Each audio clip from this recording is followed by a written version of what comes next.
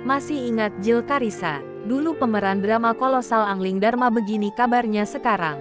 Angling Dharma, sinetron produksi Genta Buana Pitaloka ini begitu populer di awal tahun 2000. Dalam drama tersebut, Jill Carissa memerankan Dewi Sekarwangi.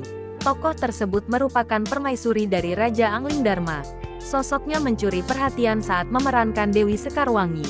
Selain paras ayunya, akting Jill juga menuai decak kagum. Namun setelah eksis bermain dalam serial Angling Dharma serta beberapa FTV Indosiar, Jill Carissa memilih vakum dari dunia hiburan. Namanya pun seolah tenggelam di dunia entertainment. Lantas seperti apa kabar terbarunya? Dikutip dari Tribun Manado, kini Jill Carissa telah hidup bahagia bersama suaminya. Ia dinikahi seorang bule dan tinggal di Australia. Mereka juga sudah dikaruniai seorang anak perempuan. Tak lagi mendalami dunia akting, Jill rupanya memilih jadi tenaga kesehatan. Sebagai perawat, ia menjadi asisten perawat untuk orang jompo di Australia. Jill kerap membagikan potret keharmonisan rumah tangganya. Seringkali ia menghabiskan waktu bersama suami dan anaknya, terutama ketika akhir pekan. Mereka akan olahraga ataupun liburan bersama.